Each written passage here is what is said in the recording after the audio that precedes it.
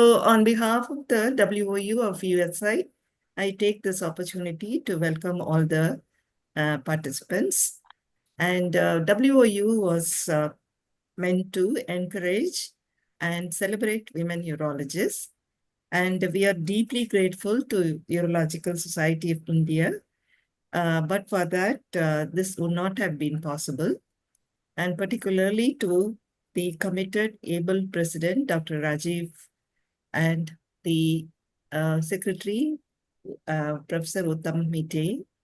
And I also take this opportunity to thank Sujata, who is the chair of ISU and who has kindly consented to accommodate us on the Women's Day celebration.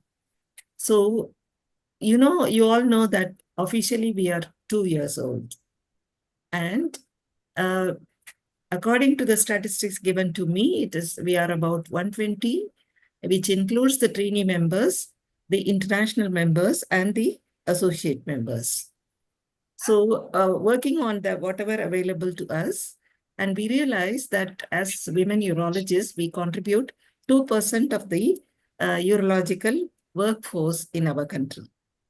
And currently, I am chairing the division, and we have the enthusiastic and able members, Sheetal Mistry, Nikita, Mutilata, and Sagorika Paul with us. And International Women's Day is a day dedicated to recognize the strength, resilience, and achievement of women across the world. So the UN has selected the 3 points for this year, 2025 Women's Day, for all women and girls. We should have the rights, equality, and empowerment. This theme emphasizes the importance of upholding the rights of all women and girls, ensuring equality, empowering them in all spheres of life. That is the most important things. So what really happens is this year, the International Women's Day is rallying to take action in 3 key areas. First is fight relentlessly for women's full range of human rights and challenging all forms of violence, discrimination, and exploitation against women. And we should promote gender equality, address barriers, and transform inequities, and elevate the voices of marginalized women, and ensure inclusivity and empowerment is practiced. The International Women's Day organization has introduced a campaign with a theme, Accelerate Action. And it calls for a swift and effective measures to advance gender equality.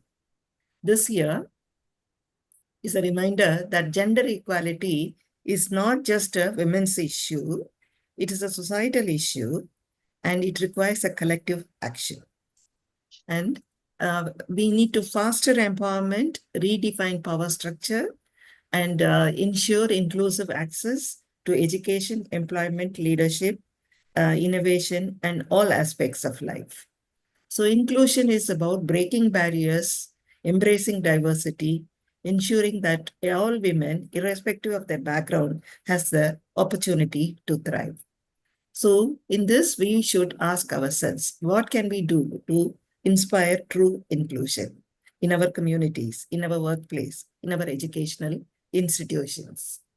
And to the young in the audience, you are the torchbearers of change. Pursue your dreams fearlessly. Embrace your knowledge with an open heart. Never let social norms define your capabilities. And to the men here who are in the participants, be allies in the journey. Champion gender equality. Support the women in your lives. Work towards a world where respect and opportunities are not dictated by gender. Let us pledge to foster a culture of equality where women's voices are heard, their contributions are valued, and their rights upheld. Let us educate, empower, and elevate women in every sphere of life. So together, we can shape a future where every woman and girl can rise to her fullest potential. And happy International Women's Day. With this, I thank Shruti, who did a great job in organizing the program. And I request the President, Urological Society of India, and Secretary Uttam Mite sir to give their address. Over to you, sir. Emma, stop sharing.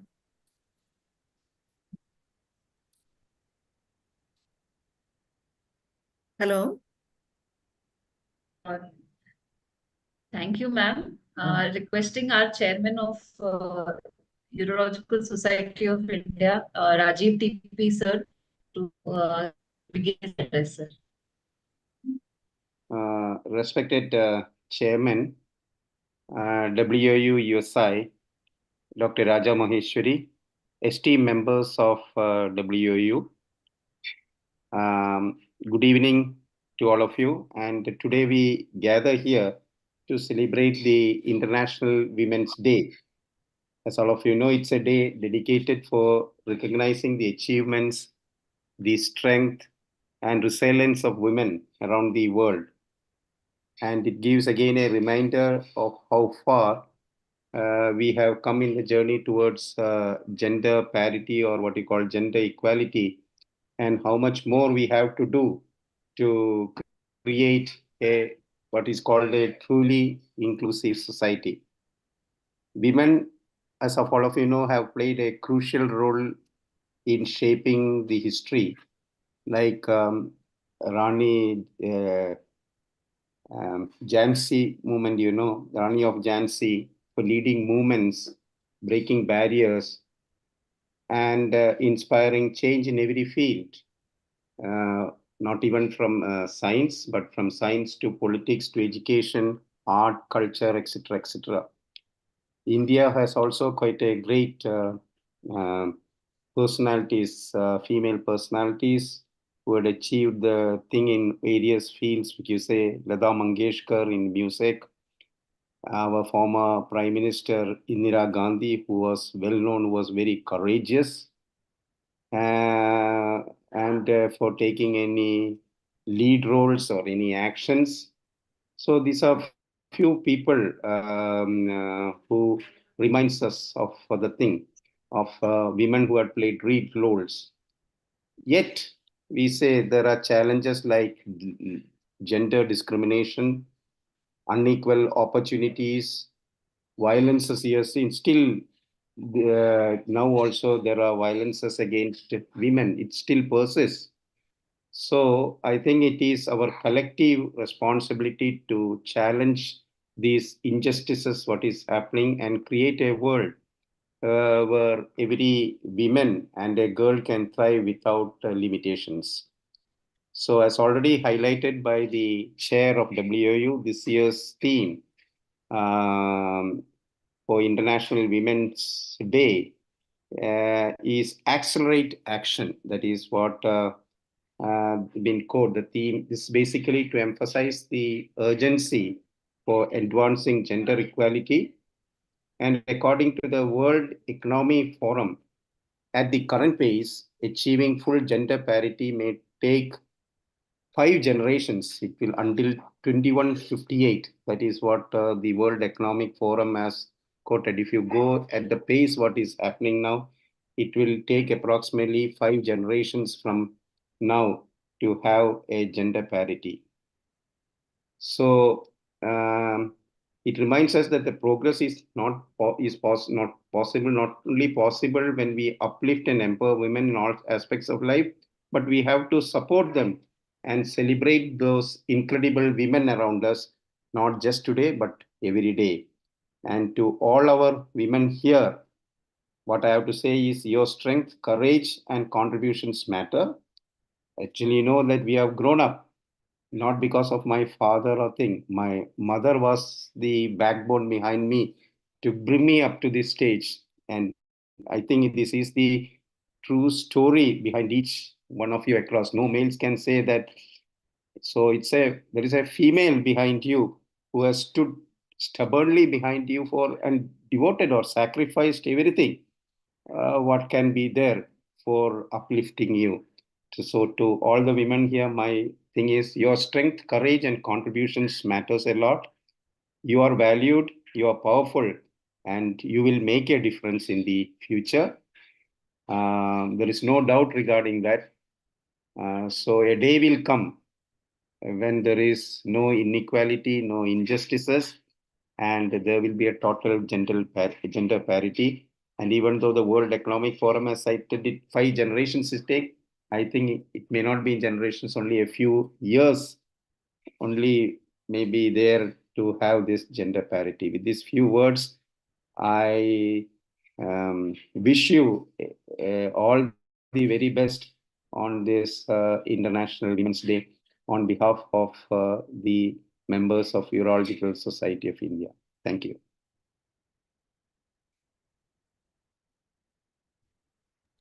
Thank you, sir. Thank you for all that extensive research that you have done, sir, and presented to us, sir, of the statistics. I'd like to hand over to Honorary Secretary of Urological Society of India, Dr. Uttam Mete, sir, for his address. Thank you very much. Good evening, everybody.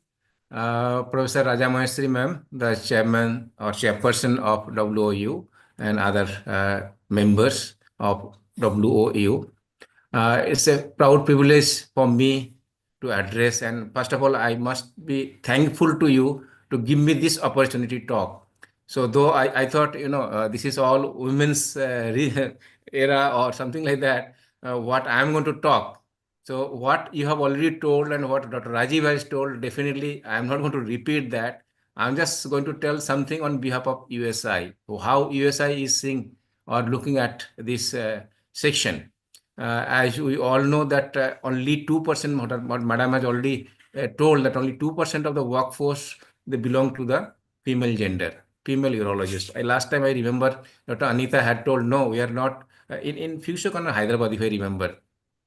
It's not female urologist, you are urologist, that's it. Nothing, no gender disparity, because it's at the highest level. And to my mind, I don't think anybody sees like whether male or female as a urologist. And just to give you some example, like in PGI, we had total 3 residents. So first resident, somehow there were some personal issues and she had committed suicide. But another 2 female, they have passed out and they are now doing very well. Then I just asked them, why you have come to urology? Then said, it is not that we are female, so I'll go for a female urology. Nothing like that. That I like, why shall I not do a robotic surgery? Why shall I not do a robotic radical prostatectomy? Why shall I not do a laparoscopic reconstructive surgery? So don't look at me like I'll just become a female urologist. That's why I have joined female urology. That was the first answer she had given. I said, it's very good. So in that way, I think the last time, the first Empower 1 was done. Now we are waiting for Empower 2. All the this was all female zone. I mean, the surgeons were female, the audience was female. Only odd persons was were that president and secretary who are male. Unfortunately, we could not join there physically, but this time there's no overlapping. We are going to join. Now, what USI is seeing into this, how we are going to go to uplift this women's this section.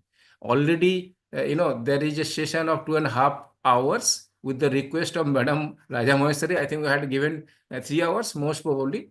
And it was really a nice session, including AI in urology, and it included everything, not only female urology. So that was a very nice session.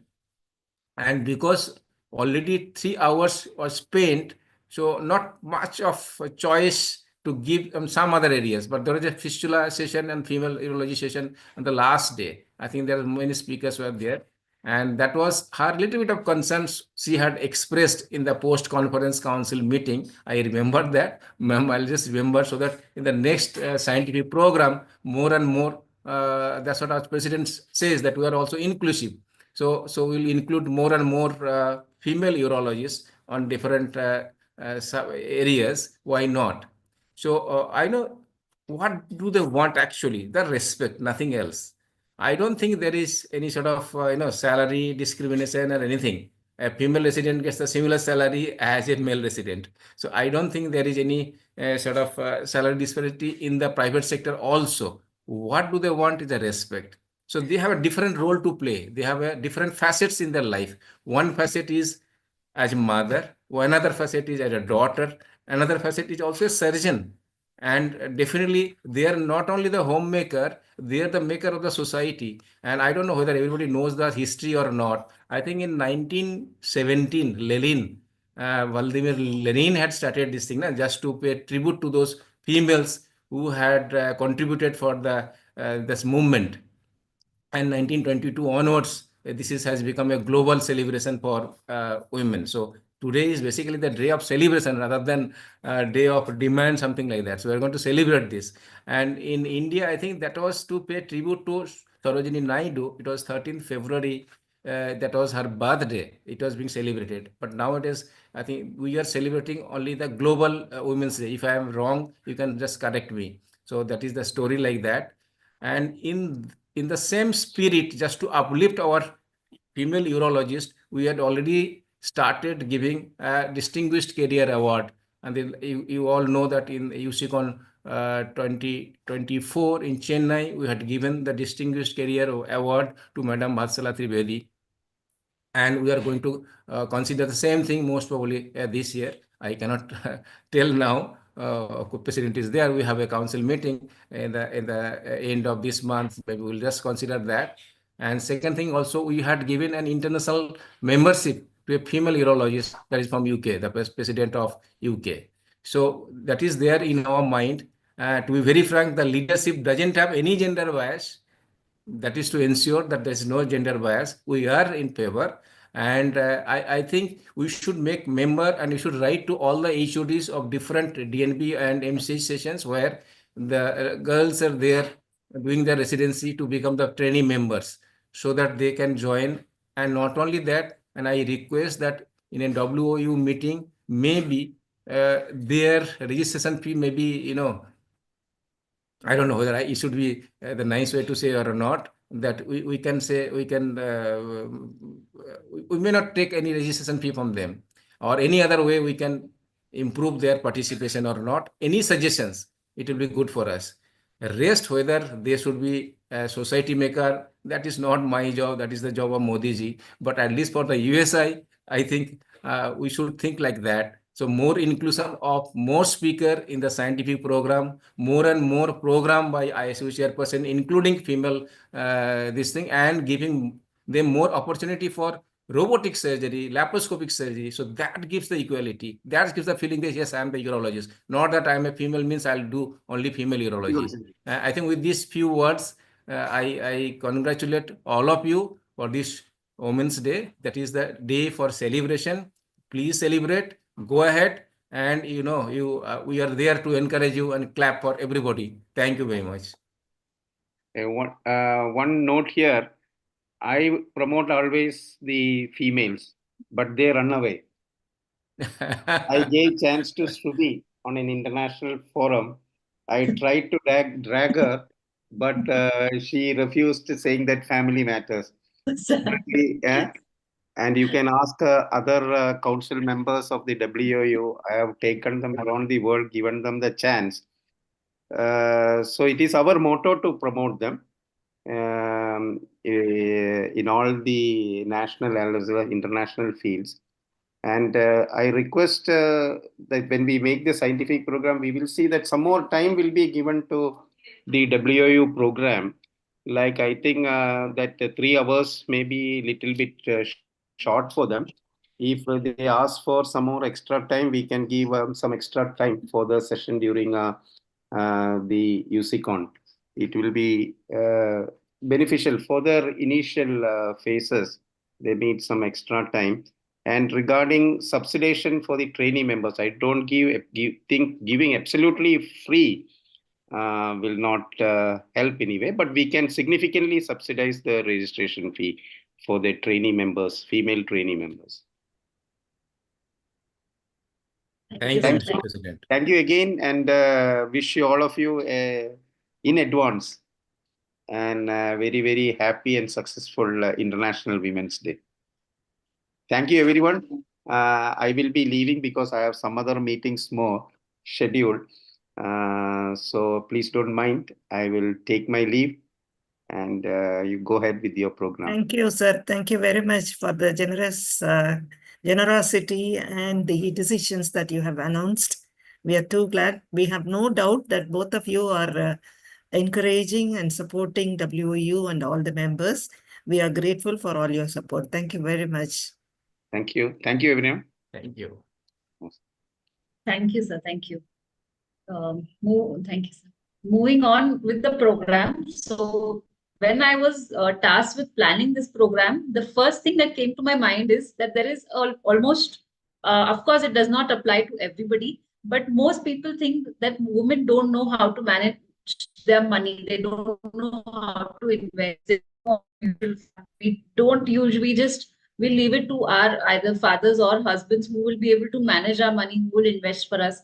So if there is this kind of belief, and I think that we should break this. As women who are earning ourselves, we should be financially independent, learn to manage our own money, and we have to overcome that financial anxiety that we have. We don't understand what this bank statement is, and we have to shift to gaining control of our own finances.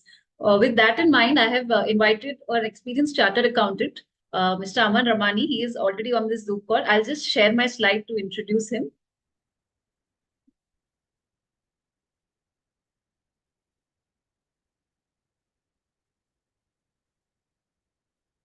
So Mr. Amar Ramani is a chartered accountant, income tax practitioner, mutual fund distributor, and insurance agent. He specializes in financial and wealth management, and he provides expert guidance on smart investments and helps families achieve financial security. As of now, there are approximately 1,200 families which are taking financial advice from him across India. So I'm really looking forward to this talk of how we can manage our finances and what women should know about finances. Over to you, Amar Ramani. Thank you so much, ma'am.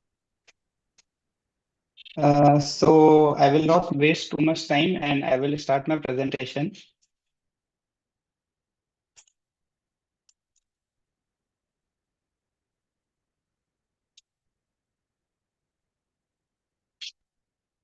So my topic is financial independence and money management by women. So it will be applied to men also because many people don't know how to manage their money.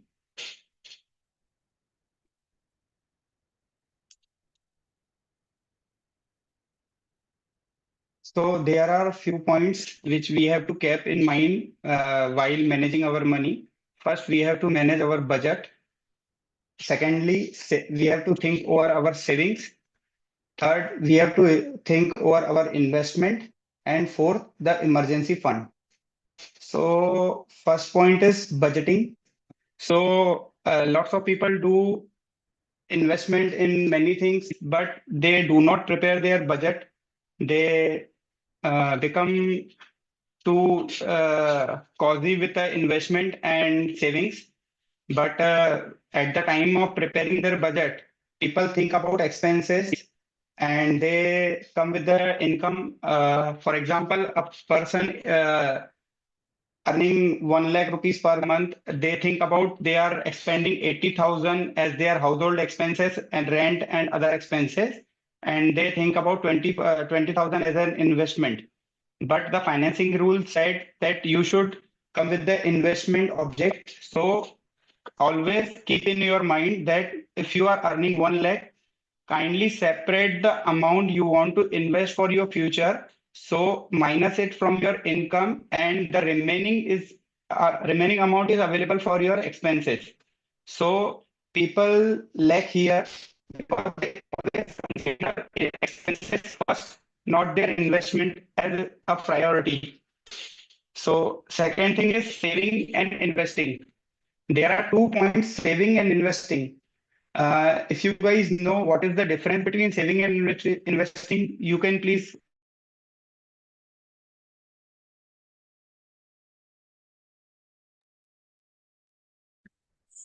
Saving is, I think, what is coming out of your income, and investment is how you put that money to basically multiply it or to get some sort of gain on it. This is just a basic non doctor, that we know the terms, if anybody else knows better than me?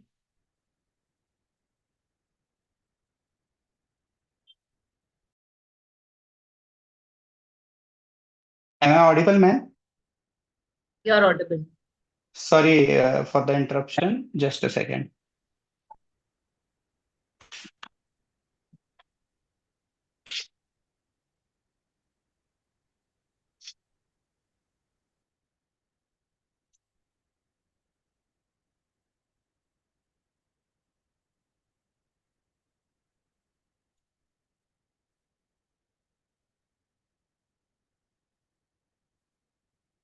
So, do you guys know the difference between saving and investing?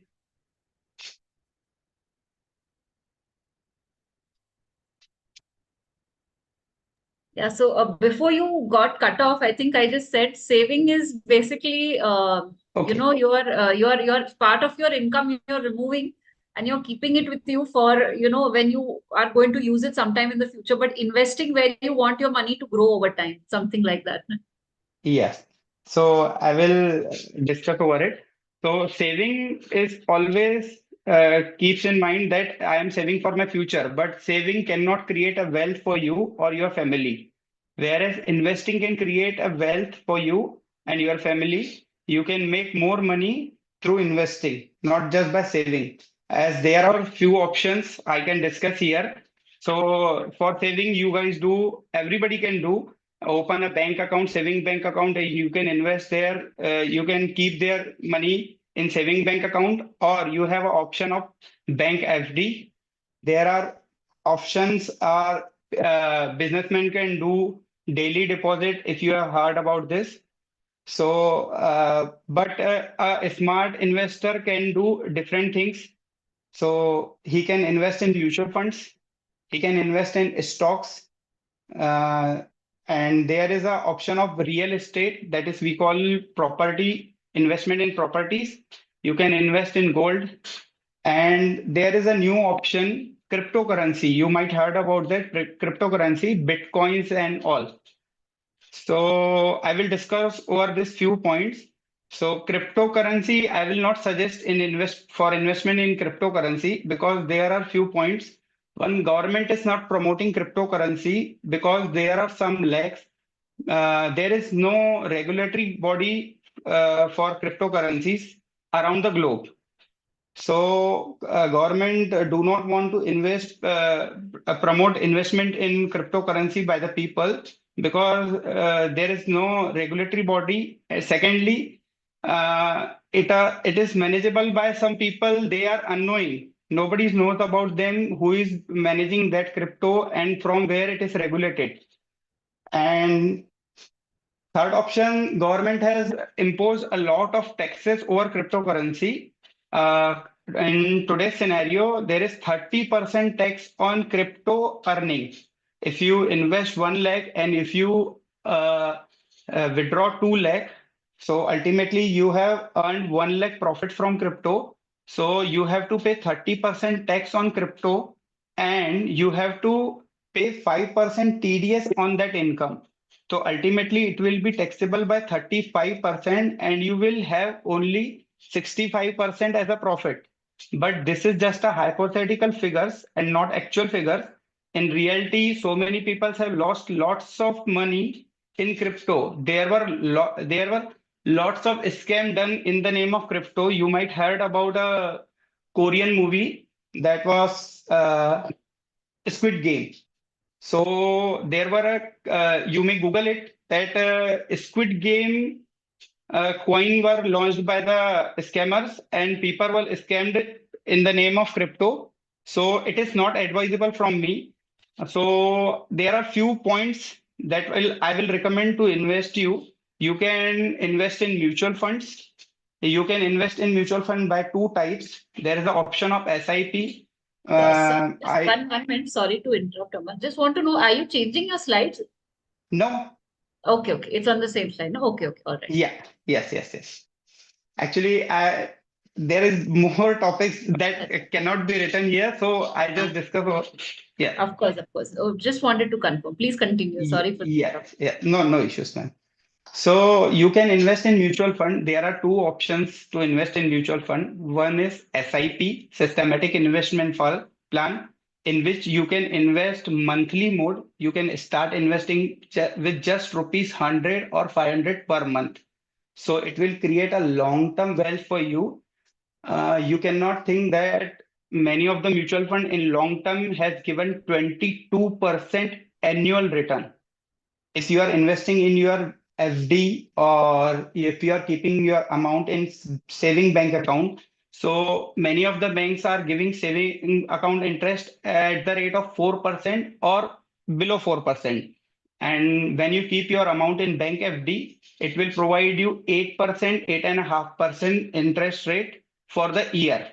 But as compared to mutual fund, this is nothing. And but one thing is there, you can keep your amount in FD or saving bank account for your short-term goals. Mutual funds and stocks are always recommended for your long-term investment and not for short-term. There is a meaning for short-term and long-term. Short-term means below 5 years or 2, 3 years. For long term, we can say 5 year or more than 5 years. If you invest in mutual funds, you should keep your goal in your mind for the investment. So ultimately, you have to make a particular goal to invest, that I am investing for my daughter's marriage, for my own marriage. I have to buy a car, I have to buy a dream house. So make a proper goal and invest for that. There are few more options in mutual funds like SWP. If you have a lump sum amount, you can invest in, like when you invest in SIP, systematic investment plan, you invest a small amount as a SIP.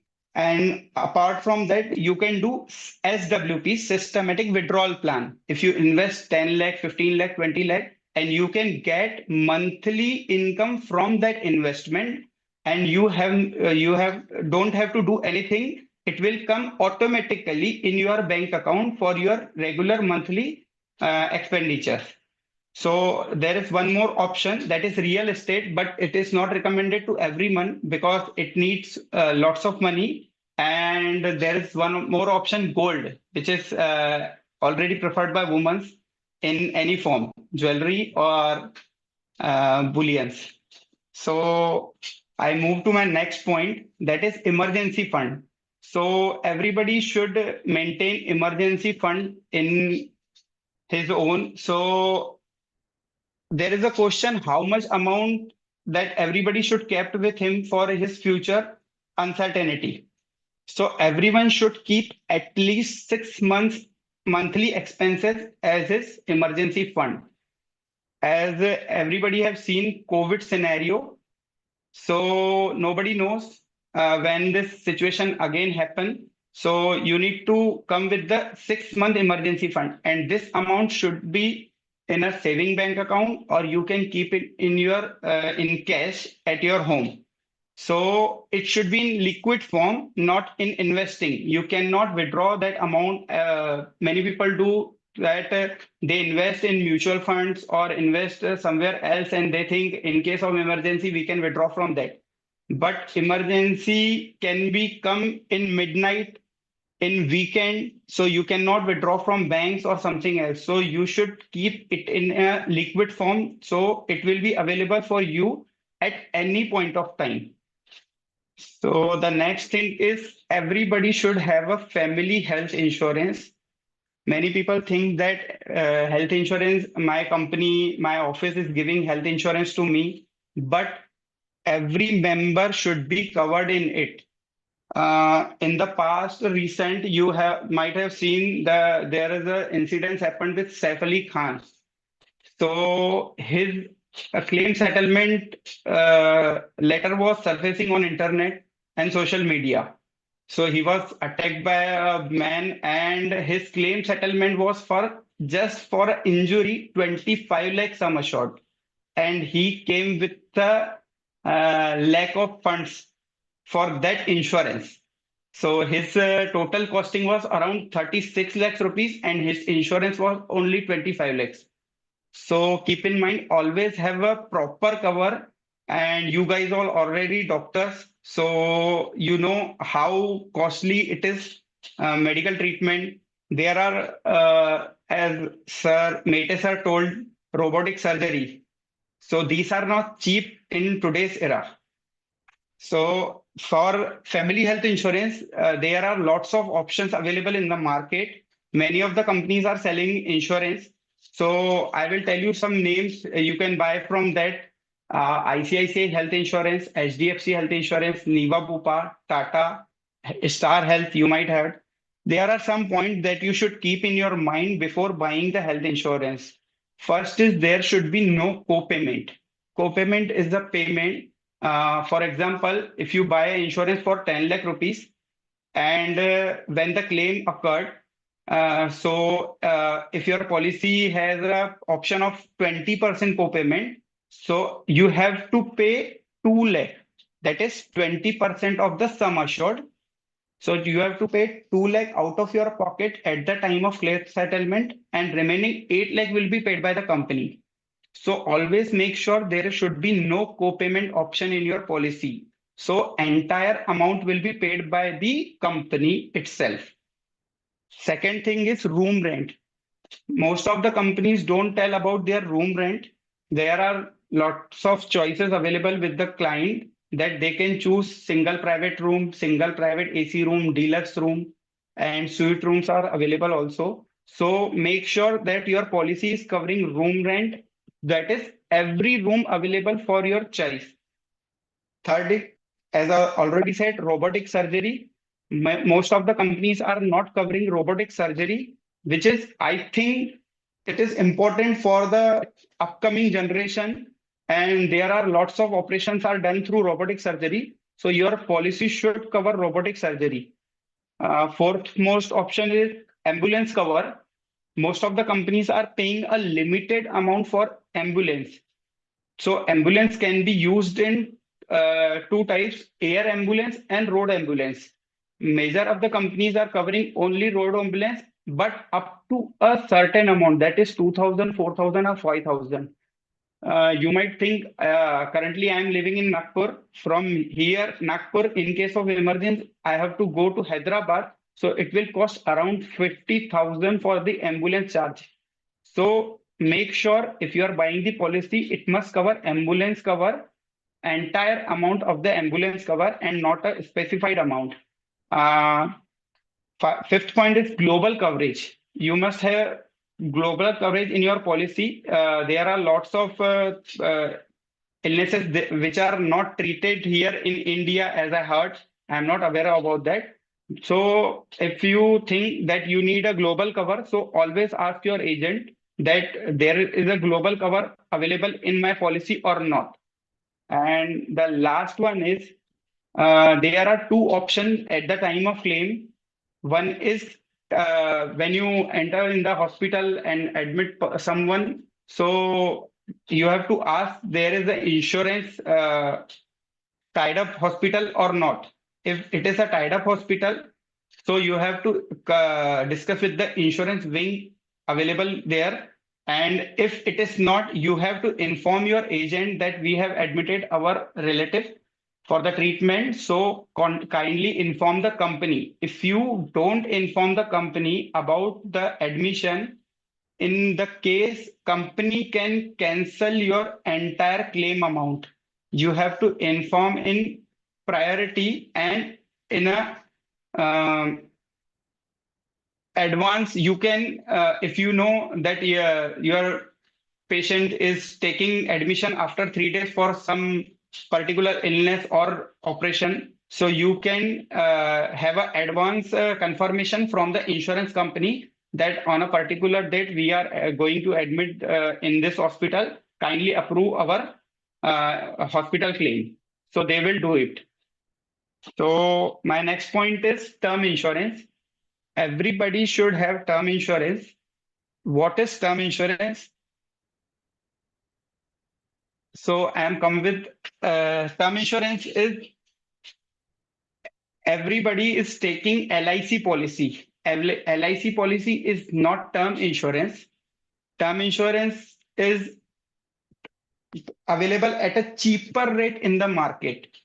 Most of the companies, which are renowned companies, is selling term insurance at a cheaper rate. But when the agent come up with you and he's telling you that you have to invest 1 lakh per month, and after 12 years or 15 years you will get this much amount and that much amount, that is not insurance. That is investment plan. Try to understand term insurance. Term insurance is like a vehicle insurance. If you buy a two-wheeler or four-wheeler, you have to make the insurance of that vehicle. And after a year or 5 years, when your policies got lapsed, you don't go with the company and tell them, please give me my premium amount back to me because there was no accident done by my vehicle. So give me back the money. So that is insurance because the company has taken your responsibility of your vehicle. So in term insurance, company take responsibility of the human person. So how much amount insurance do you need? At least you need 10 times of your yearly income. People ask how much amount do I need as a term insurance? So you need at least 10 times of your yearly income. So in case some mishappening with your family, so your family will get at least, for example, if a person is earning 10 lakh per year, so his family instantly get 1 crore rupees as a term insurance. And if his family is not aware about anything, they can deposit this 1 crore in bank FD and they will get at least 7% as an interest that will cover almost 70% of the income that her beloved person was earning. So you don't have to request your family friends for the money. So you should have term insurance and it will be available at a very cheaper rate. And one more thing is advisable from my side. When you are buying term insurance, always discuss about the company. It should be a renowned company. There are lots of company available in the market. They are not renowned and their claim settlement ratio is not good. If you are buying any company's insurance, you must think its claim settlement ratio should be around 98% or more. It should not be less than 98%. And second thing, the branches are available in your cities. You should, your family should not be run for the claim settlement from every city. So third thing, it is advisable for men. You can ask your husband when they are buying the term insurance in his own name. So they must buy that policy in MWP Act, that is Married Woman Property Act.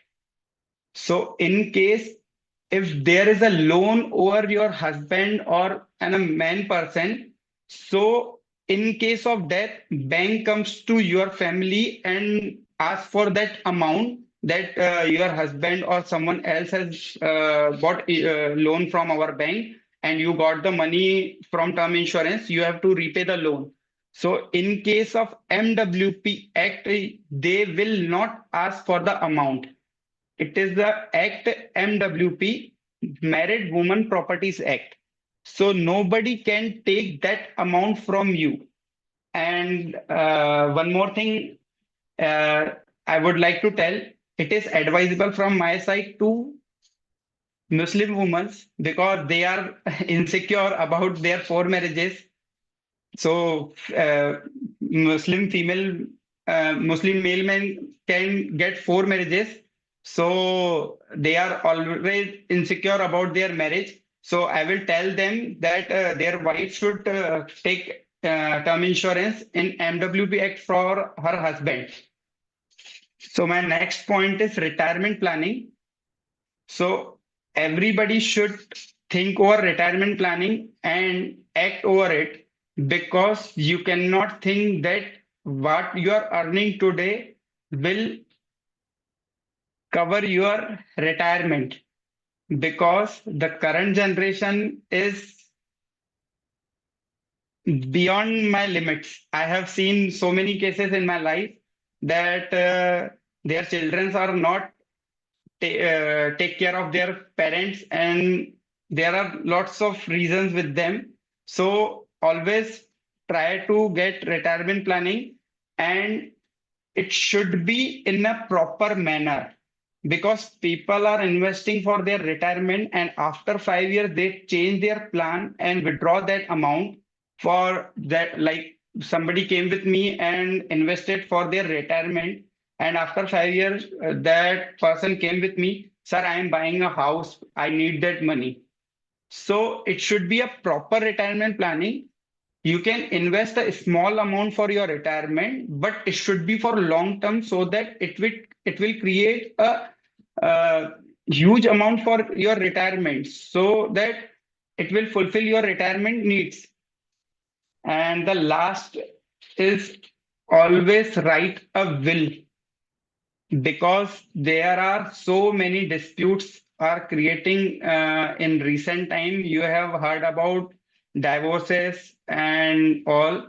So always create a will, and it is my suggestion that whatever you are investing or doing, at least at least tell two people who are near dear to you that I have done this thing for my family, or you should tell your husband that I have did this investment, or your children or somebody else. So at the time of absence of that member, the family can use that amount or use that investment in a proper manner.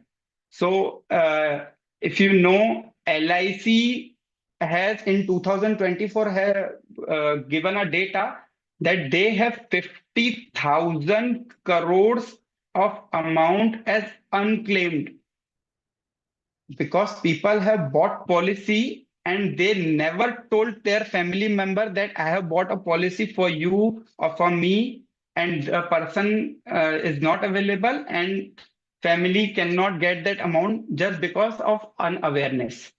So always make a diary or note somewhere else that in case of the absence of that member, family can use that amount. So that's it from my side. If you guys have any question, you can ask me. Thank you, Aman. So what a wonderful presentation. On the chat, everybody is asking for your personal information, so you have put it here. So I'm thankful for that. There are so many things that you have told us that we weren't aware about. Like we deal with health insurance companies on a day-to-day basis as a part of our practice. But the Yes. aspects that you told us have, of course, been new to us when you approach it from the other side as a consumer. So there is one question by Radhika Bajaj. She's asking, what, according to you, is the safest mode of investment? Madam, what is your age? You can tell me. Radhika is. I am 38. Okay. So you can invest in equity mutual fund currently, and it should be for more than 5 years, or you can invest for more years. But if your investment horizon is below 5 years, you should go for balance advantage fund. Okay. Yes. So it'll be age specific. Yes, it depends on age. Because of age, you can choose your goals. But if your goal is long term and you have earning option, so you can, in a higher age, you can also invest in equity. But it will my suggestion that in a higher age, you should go for balance advantage fund and not pure equity. Or you can allocate your funds between. If you want to invest 1 lakh, so you can invest 50,000 in pure equity funds and 50,000 in balance advantage fund. Okay, so split it up. Okay. Yes. Thank you, sir. Yeah. Thank you so much, sir. You've really gone into really great depths and particularly modified your presentation specifically for women to understand and explain it in such simple words for a layman to understand. You really worked hard and we'll all benefit from your talk. So thank you once again, sir. Thank you so much, ma'am. Now, coming to the next speaker, Tammete sir just told us that he had 3 residents. One of them committed suicide due to some personal reason. So I think a lot of all residents, everybody, but women in particular, go through a lot of emotional and lot of setbacks in their life when planning family, getting married, and a lot of things that come in our lives which might not happen in a man's life. So I decided to take this talk of how to be mentally strong, how to be mentally resilient, and especially during life's challenges, and how to prioritize self-care in women. The concept of Wonder Woman is now really going on internet, where the woman can do everything. She can work at outside, she can work at home. So burnout is a really real thing. So I'd like to invite my close friend and associate Rashida Amreriwala to give us a talk. I'll just give her introduction.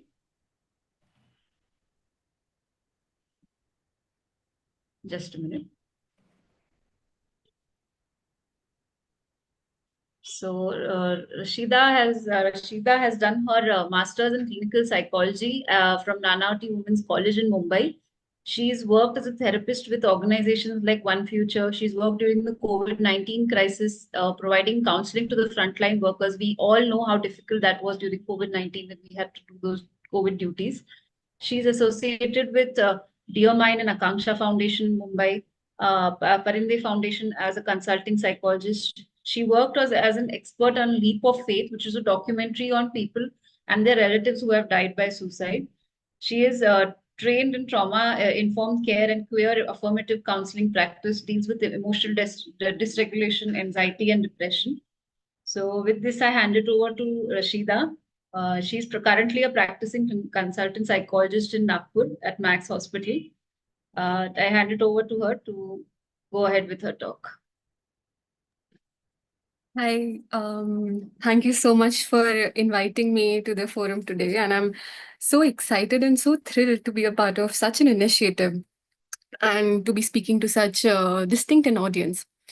Without taking much of your time, I just wanted, like, before we start with the presentation today, I wanted to do a small reflective exercise with everyone present here. I want you to imagine being the only person in the room who looks like you. So just like take a 30-second break and imagine that you are in a room you are actually the only person in the room who looks like you. How do you think it's going to affect the way you make decisions, your confidence, and your daily life interactions? Sorry? Yeah, suggesting we look at ourselves from an external perspective. Yes. Is my screen visible? I'm just checking. Your screen is visible. All right, fine.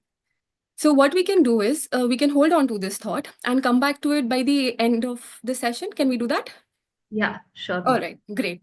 So while I was being informed about the audience that I was going to address today, I was also told about the gender statistics of the stream urology is.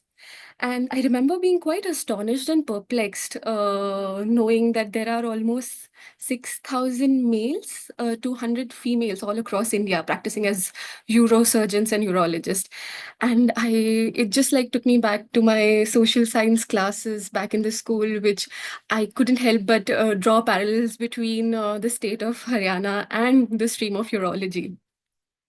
Urology and urosurgery, as we know and as I know now, like many other surgical branches, has a clear gender imbalance, right? With a significantly higher amount of male practitioners.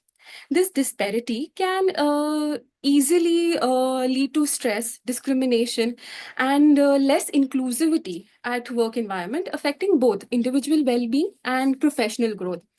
Now, it's essential to understand that how this discrepancy and the challenges that the field brings about affects the women in the field and the one wanting to pursue the subject.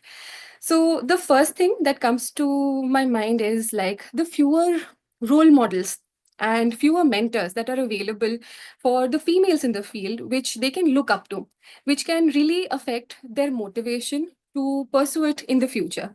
Next comes the unconscious bias in the career advancements and opportunities that are present. People, or I think Professor Mete was mentioning how one of the three urologists, one of them died by suicide, right? And I can only imagine the kind of stress, the kind of emotional dysregulation one was undergoing through.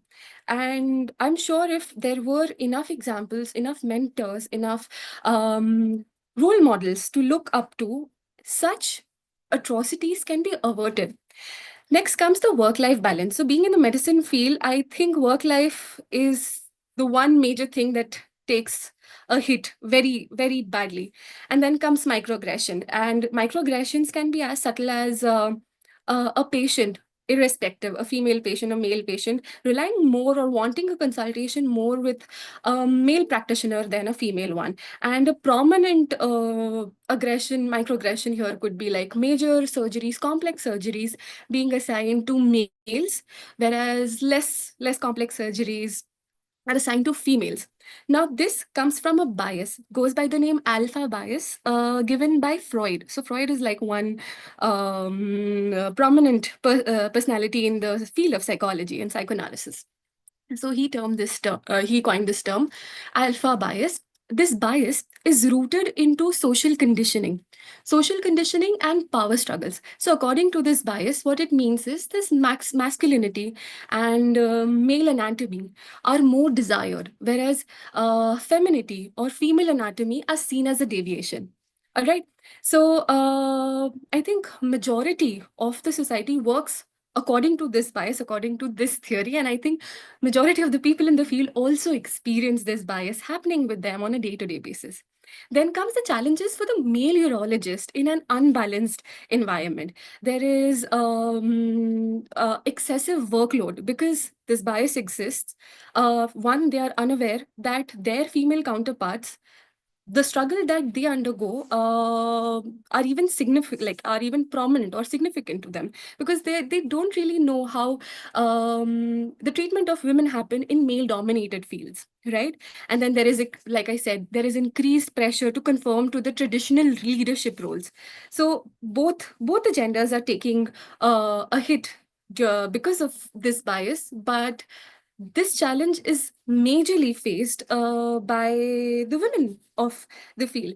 Now, coming to, like, now that we know that there are so many challenges, the challenges are limited, and therefore the effect that the mind and the body undergoes is also very far-reaching.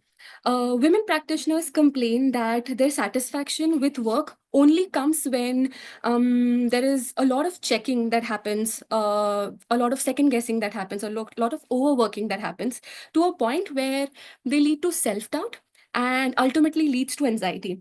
Women in male-dominated fields often feel that in order for their work to be taken seriously, they have to really, really, really work hard so their competence can be acknowledged, can be validated. Say, for example, there could be a female urologist. I know this term is not applicable. Urologist is a urologist overall.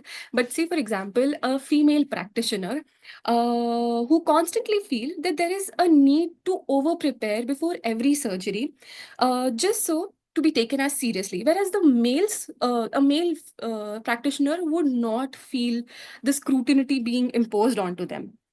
Now, as male progresses, their feelings of doubt, their feelings of underconfidence usually abate as their work and intelligence over the period of time gets validated.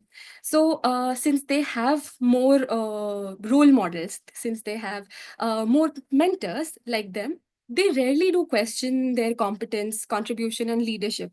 All right. Then, because of the lack of a lot of people who we can relate to, comes the other challenge, the other source of stress, which is social isolation.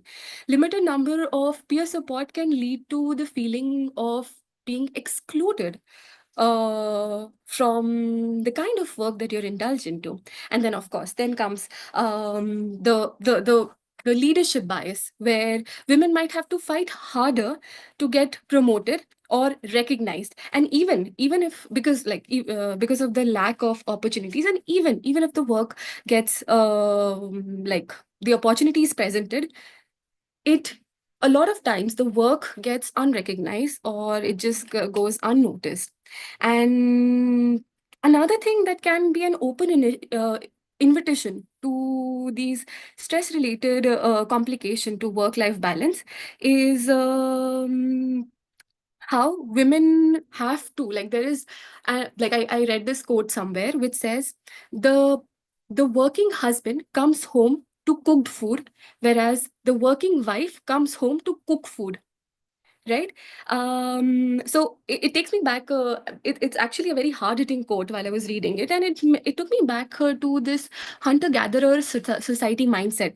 So back in the time during evolution, it was seen that women were more indulged into gathering small animal food or plant food or rearing fishes, or in like included into dairy, producing dairy products, whereas men were more involved into rearing huge animals so that they can produce meat out of them, right? And after the evolution, after like we've become a more civilized society, in the recent history, the middle class women were seen more to be indulged into domestic life, where childcare one was one of the most emphasized of the aspects of their livelihood. Then came an economic surge, and therefore to gather more amount of financial independence, to gather more education, more and more women started to work. Now this work required them to move out of their house. So women, from a major chunk of women, moved out of their house to work. So it was seen that just because they were working, it neither really relieved them from the domestic duties, neither was their social position affected in any way, right? So it's like running a marathon where some participants have the track completely cleared, whereas some participants have hurdles while they run, and the finish line is the same. So yes, there is a race, there is a track which is absolutely same, but because of the hurdles, the whole race is not very fair, right? So now, since we've already talked about what could be the major sources where this stress could be coming from and how it affects the individuals, specifically the women in the field, managing stress in a male dominated field like urology requires both individual coping strategies and a systemic change as well. So let's first focus on what individuals can do to navigate and reduce stress effectively. So one of the first things that takes a toll when you are under stress is the way your thinking changes. So what I do in my practices, I keep telling, like on my first encounter with any of my clients, I ask them this question: have we met before? And of course, we've not. So I ask them, have you been in this chamber that we are consulting in ever before? Like, have you been here? And they'll go like, no. So I have kept like a lot of therapeutic small stuff all across my chamber, and there's a very beautiful Van Gogh painting, and I asked them if they have seen anything of this sort before, and they're like, no. And why are you asking this question? And then I go like, so we're sitting in the same room at the same time together. However, your perception towards this room is very different than mine. You're here for the first time, you're meeting me for the first time. For me, in this room, you're the only person that is new to me. Rest all the things, I don't find them new, right? So your perception and my perception are two very different things. uh, but it's not to say that you are right and I'm wrong, and I'm right or you're wrong. It's just that our perceptions are different, right? So here, of course, this perception is not hurting anyone. However, a lot of times we do develop such perceptions which end up hurting us on an emotional level, on a mental level.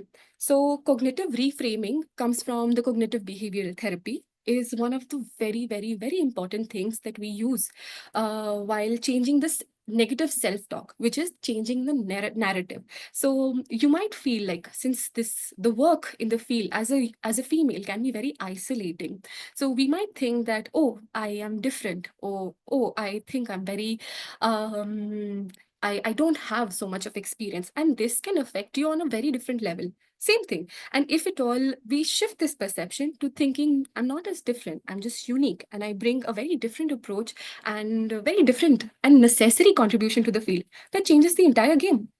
You're thinking the same thing. Unique and different are both the same thing, just different terms. But the way you approach it and the kind of effect it has over how you think about it, a game changer. What an action step that you can do here is that you can maintain a journal. So while maintaining this journal, what you do, you write down anything and everything that happens in your day which you feel is a win. So you can record every small success.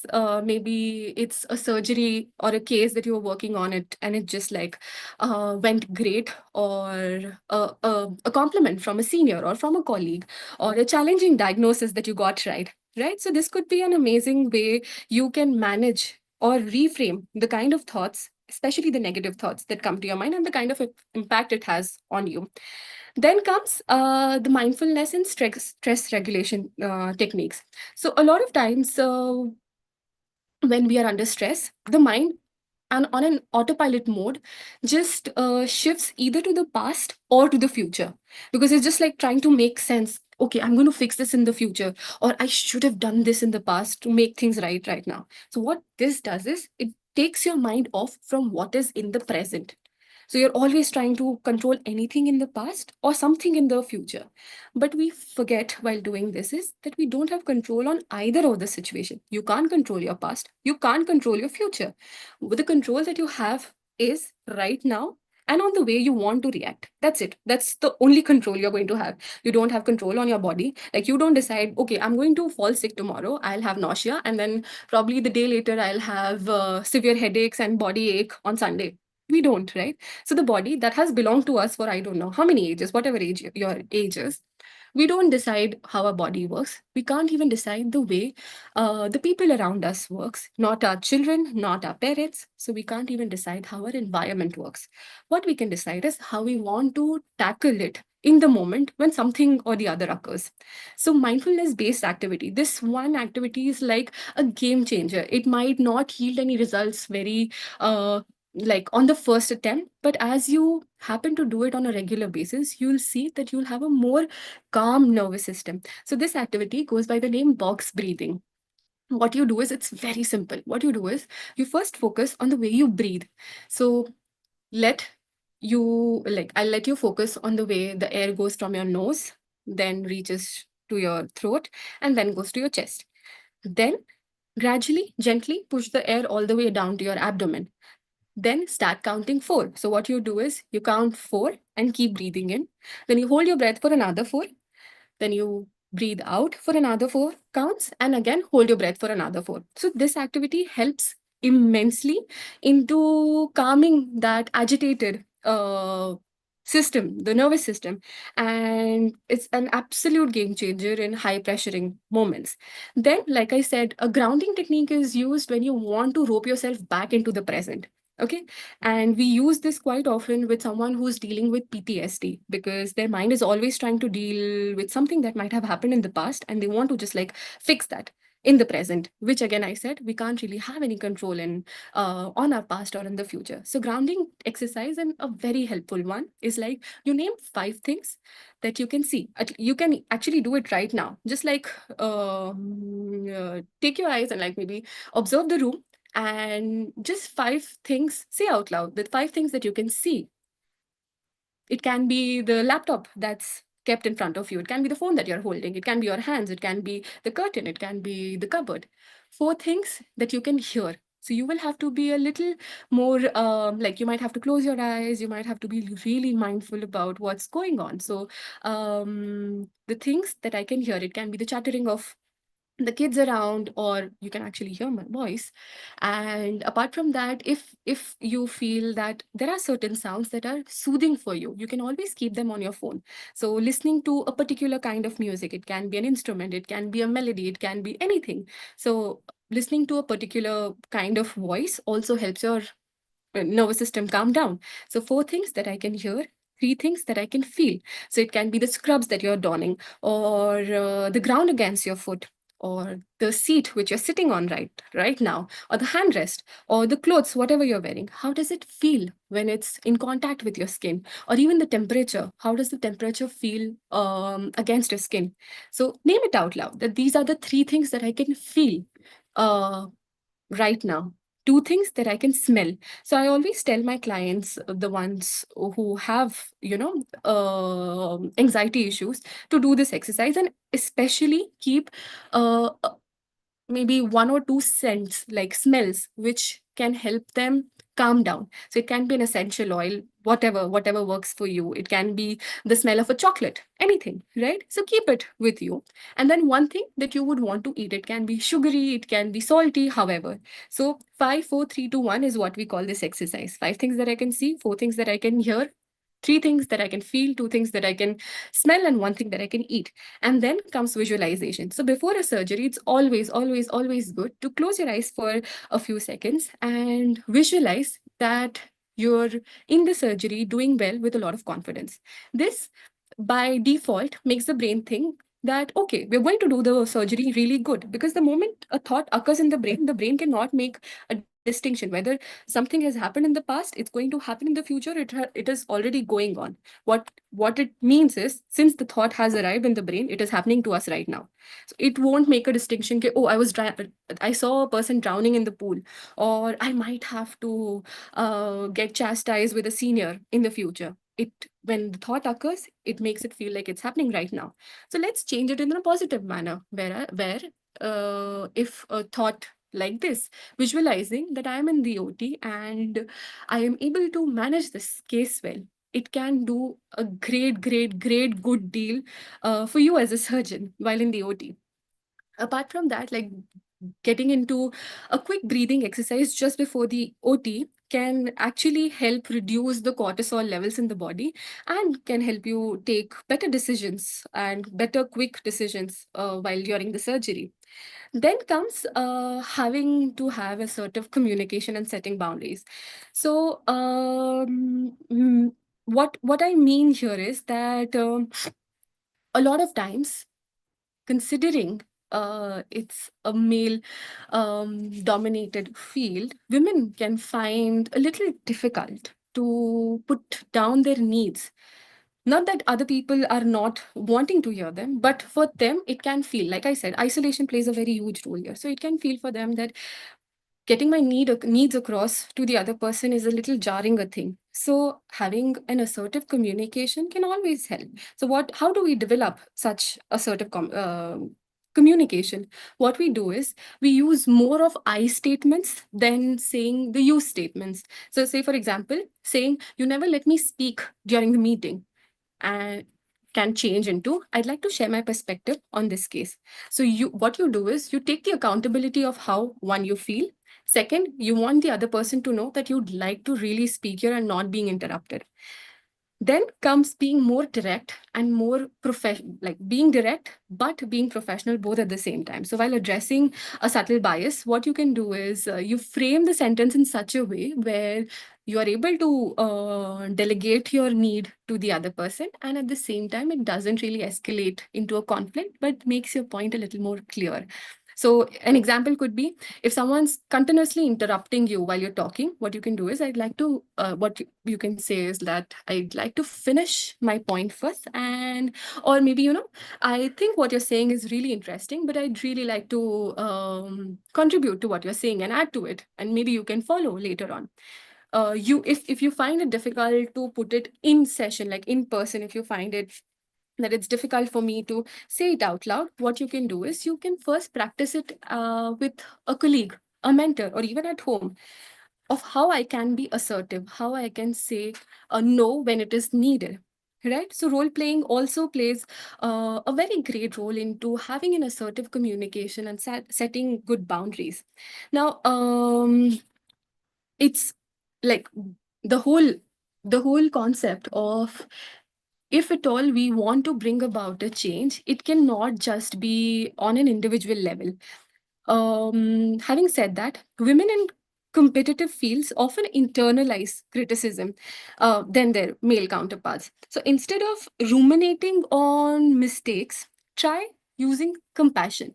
So whenever a criticism is made, not just in academia, but maybe in your personal lives also, whenever a criticism is given to another person, it instantly attracts shame. It will make you look down upon your own self. So an antidote to shame is compassion. Compassion is being more helpful, supportive, and understanding towards oneself. That's self-compassion. All right.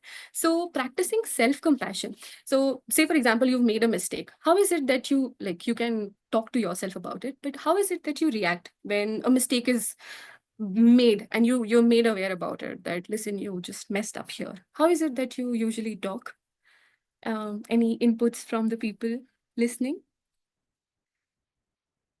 I think when we make a mistake ourselves, we're usually very hard on ourselves. Yeah. You, uh, when you think of what you say to yourself, you would not say that to a friend, maybe.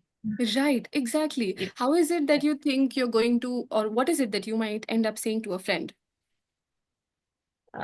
what we would say to our friend is that if you went wrong here, then you'll probably be okay. It happens to everyone. It happened to me Right. also. Maybe an example and try to, but that's not what we would do if it happened to ourselves. Exactly. Right. So that's where self-compassion comes in, because if a friend makes a mistake, you won't really call out names, you won't really look down upon them. Yes, you will make them aware about the kind of mistake that they've made, but at the same time, you'll also extend them your support. And that's exactly what we need to start doing with ourselves, because the more the shame overpowers the head, the more the brain is going to think that it is under the lack of safety, and the more agitated it's going to become, the more stress it's going to give rise to. So shame can only be fought with compassion. So like I said, like Dr. Shruti said, that speak to yourself whenever you make a mistake, like you would speak to a friend, or like you would speak to a junior doctor who you really want to learn, like want them to learn, right?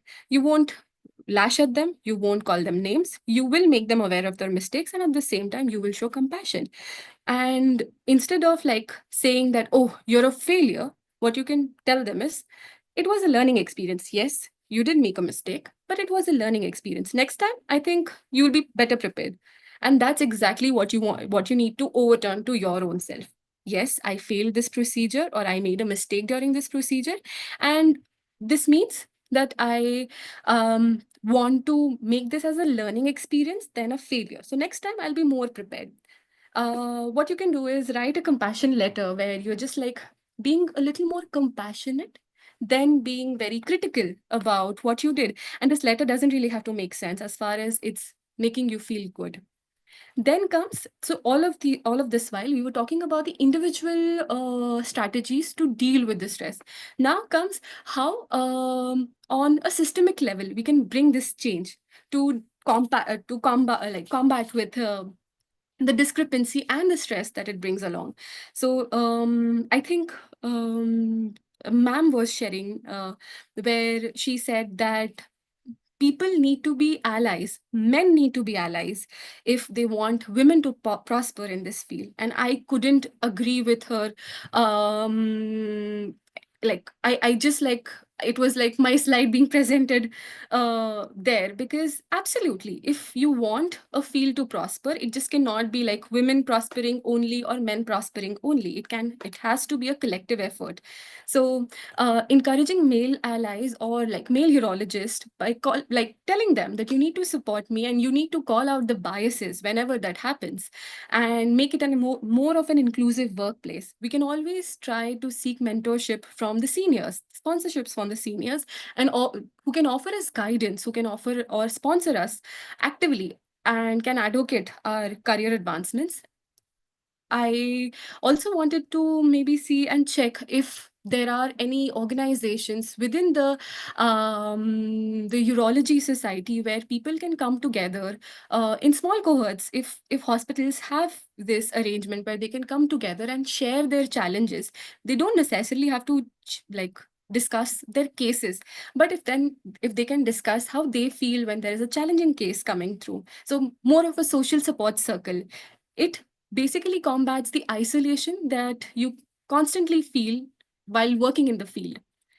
So, with this, we come to the end of our today's session.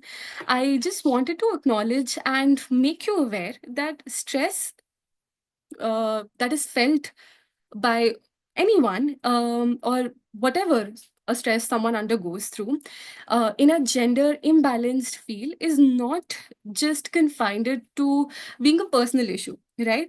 It's a more collective one, it's a more systemic one. So a working environment can only be healthy when more inclusivity is encouraged. Going back to the activity we did towards the start of the session, I asked you to think about how it would feel to be the only person in the room who looks like you, and from the third person perspective. I did this similar activity with another group of females, and they told me that it can be very isolating to think that you're the only person in the room who looks like you, and like it can be really burdening. It can feel like a lot of responsibility being just like, like bombarded upon you. uh, what I wanted, and it can also make you feel very conscious, lonely, isolated. And like I said, the whole burden feels to be like, I'm the only person bearing the burden. Um, the thing is that, especially in medicine field, a department can only flourish when all the participants are made to feel equal, treated with respect, leading to better patient care, stronger teams, and a healthier workplace. And I would want to conclude with this, that the best surgical teams are not just skilled, they are diverse, empathic, supportive, and not just to each other, but to even oneself. So I think that's about that for this session today. If anyone has any questions, I'll be really glad to answer. Thank you, Rashida. That was such a wonderful talk. I think everybody really had a lot of take-home messages from this. It applies to us, and you've really modified your presentation specifically for women surgeons. You've read the articles, and you've really done your research and come here. So I really thank you for giving your time here. If somebody wants to contact Rashida, she's she has her Instagram platform. You had shared it on your slide. I'll So just put my yeah. email in case someone. Yeah, you can put your email on the chat box. With that, I'd like to move forward. Another topic which all my colleagues are really looking forward to is name change after marriage. How many people have changed their name after marriage? How many haven't?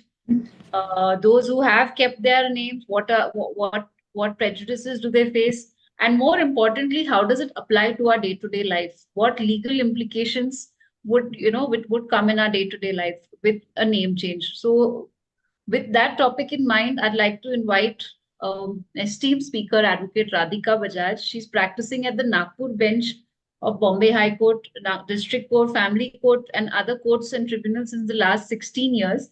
She's worked for various environmental NGOs on a personal level and worked as a contributory lecturer at Dr. Babasaheb Ambedkar College of Law, the main branch. I'll just share the screen.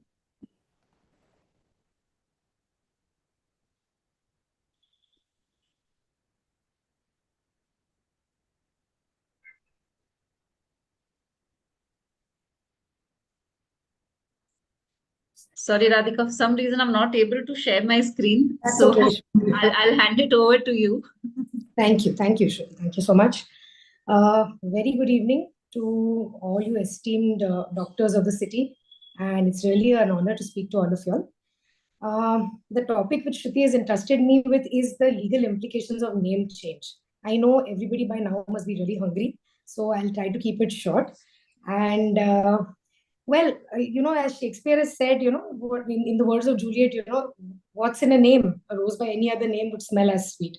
So, really, it's a personal choice whether somebody, especially after marriage, if some woman wants to change her name, it's a personal choice for the woman. There can be other reasons why somebody would want to change their name, like there may be a spelling mistake, or it's just a general wish of a person. Nowadays, Vastu and other things also come up where people really want to change their names. So the first question which comes is, who can change names? So anybody, any person, any Indian can change their name. There's no embargo to that. And how many times you can do it? You can do it any number of times. There's no embargo to that either. So now the question comes is, how do you change the name? So as far as married women are concerned, there are the easiest way to do it if you can get a marriage certificate. So especially if you're a Hindu and you're marrying under the Hindu Marriage Act. So after that, you can go and apply for a marriage certificate.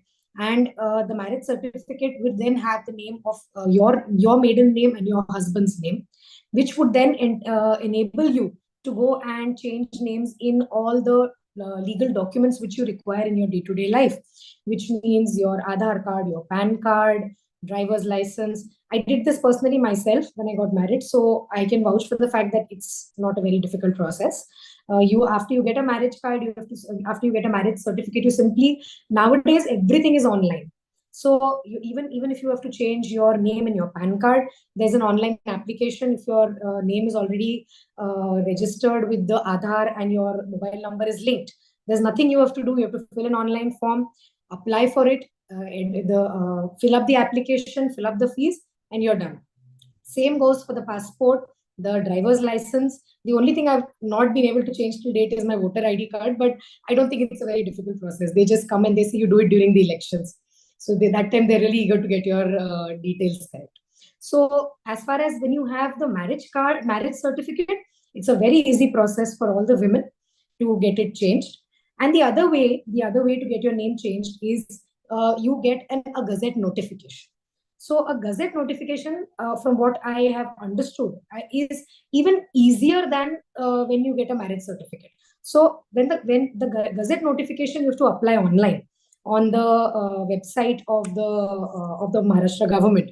The details I can always share with you all. And after that, once you register and you make your unique ID, after that there is an option of change of name. And once you fill the form and upload your documents and pay the fees, you're done. And within 15 days, there's an e-Gazette which would be uploaded online on the website of the Maharashtra Gazette. And once you view the status, it's called as Rajpatra, the Gazette. And in your name, Rajpatra will be released. And you can use that document to change your names anywhere. So this is for people who don't have a marriage certificate or who are not able to procure a marriage certificate for whatever reasons. Maybe they've been married for long and they're not able to provide proof for the same. So it doesn't matter. So these are the two ways in which you can change your name. Now, as far as the legal implications of change of name is concerned, now, as I told you right at the beginning, it's a personal choice whether you really want to change your name or not. All of you all are working professionals here. As doctors, your gestation period is so long for you to actually be able to establish a name. You'll be studying for a majority period of the beginning of your life, in which you probably have gotten married. All the women here I'm talking to. So probably you've got married in the middle of your studies. And then your future studies, your master's, super specialty, all those things. And then by the time you establish your name, you're already married for a substantial period of time. So maybe you've not changed your name. Maybe you've made a conscious choice of not changing your name. In which case, you've been, like for me, I was Radhika Anand Jaiswal. So I had been Radhika Anand Jaiswal for however long before I established myself. But after I got married, it was a conscious decision to change my name. But for you all as doctors, maybe that may not be a feasible option if you are already established by the name of your maiden name, in which you've been practicing. Your patients know you, the other doctors know you, they refer you.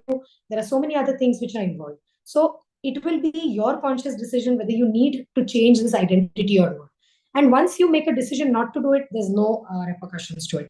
But if you decide to do it, if you decide to make a change in your name, then ideally it would be better for you all to change your names in all the documents, all the legal documents, which also includes your medical, your registration with the medical council with which you are affiliated. For us as lawyers, we need to be affiliated with the Bar Council of a particular state. So when I changed my name, I had to apply to the Bar Council to get my name changed in our sanad. We call it a sanad, which is a certificate of practice.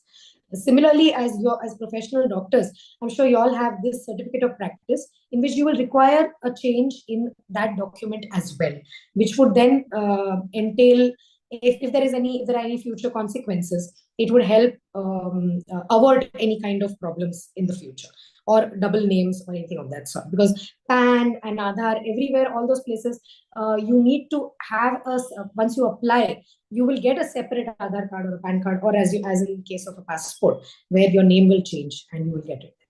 So there are not many legal repercussions if you decide not to change your name. But if you do, then you need to be careful that all your documents have the same name. Otherwise, it may affect bank accounts, especially as far as the movable property is concerned. We know that our parents have opened bank accounts in our maiden names, mutual funds, and other, you may have other assets or any other shares or other portfolios which may be in your maiden name. Once you get your name changed, you need to ensure that all these documents which are financial or legal documents, you need to ensure that those documents also contain your new names, the names which you've taken after your marriage, your changed name, so that if there is any change in the future, you want to make any further investments, any other problems, then you need to ensure that. Otherwise, the bank may not take investments or may not take savings accounts as well. So other than this, there is no other problem. As a woman, it's your choice. You can decide what name to give yourself or leave it at that stage. And it's your personal choice. You will smell as sweet as Juliet has said. So that's my presentation. There are no slides, but this is the information which I had to give you. So any questions are welcome. Thank you so much. Thank you, Radhika, for sharing. Those of you who don't know, Radhika is a really, really busy person. She's just given a talk already on Women's Day, and she's come here and joined here for us. One thing which I did want to ask, though, is now, since doctors are, we are liable in the consumer court, right? So there have been litigation. We hear it every day that, from where some patients have put some litigations on doctors. They are claiming a certain amount or certain things. In that case, we have multiple degrees, right, from your MBBS to your master's to super specialty, some fellowships, then your registration by the medical council of all these degrees, then your indemnity certificate. So if there is a discrepancy in any of these things, how does that affect us in the court? So, Shruti, let us start from the beginning of your question. If in case there is any case in the consumer court against a doctor, so the first and foremost thing that will happen when somebody files a case in the consumer court would be that they would require to get a assertion from the board, which has been established specifically for this purpose, that there is a medical negligence in the first place. Only after which the consumer court would be in a position to take cognizance of this kind of an offense or medical negligence. That apart, if there is a change, let us assume that there is a Dr. A who's already registered with the Maharashtra Medical Council in the name of A, but she gets married and then she changes her name on the legal documents to B. Now your question is, would this make a difference to the case and to the outcome of the matter in itself? So this overall would not affect the case in any manner, but it would not aid or help her case in any way, because there would be two separate names. There may be a discrepancy as regards who is what, in which case they would have an affidavit which would be required to be filed in court saying that A and B are the same persons. That would have to be done incidentally by the consumer who's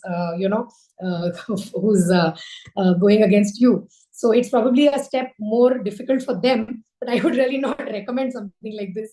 But it would really not make a difference, because at the end of the day, if the consumer is able to prove that A is B and A and B are the same persons, it really doesn't matter in what name you register.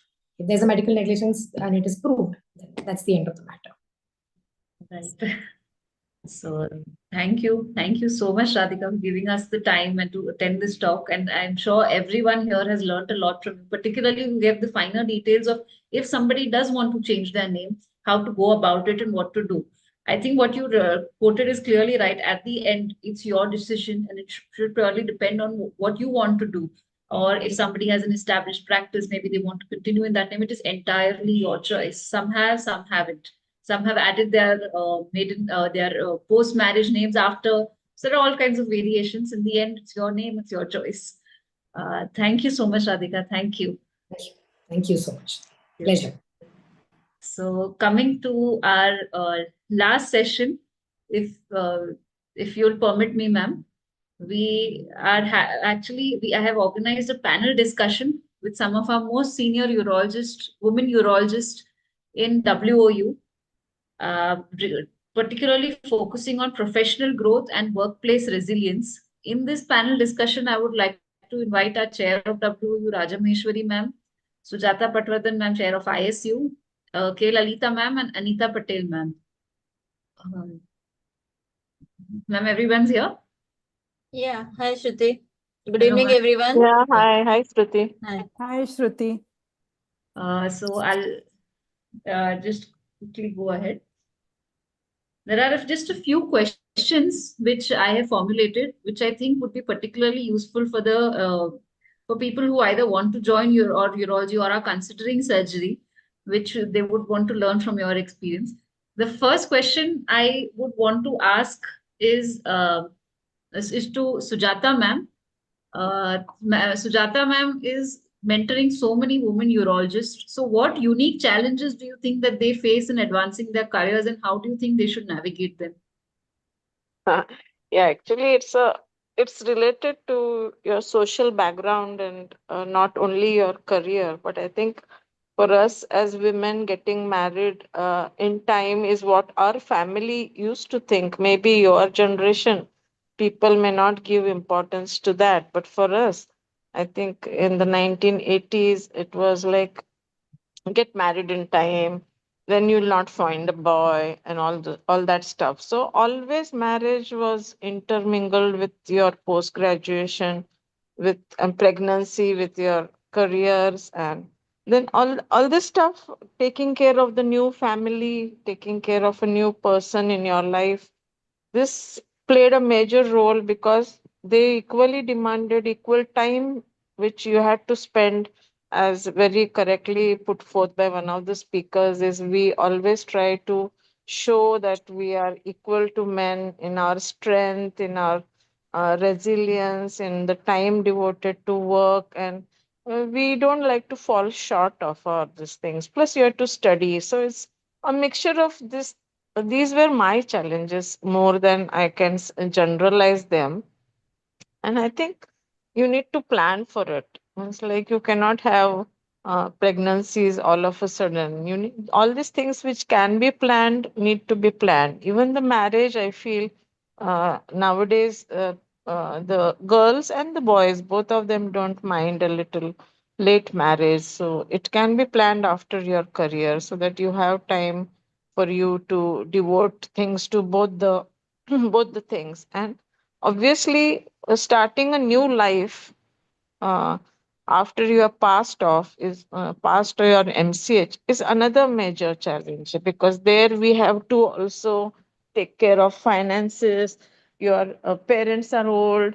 You don't have your own money. Means I'm talking about people who do not have great financial support from their families. So that plays an important role also, because you have to think about setting up your practice, buying instruments, making acquaintances, so many things. Like it's a whole new world.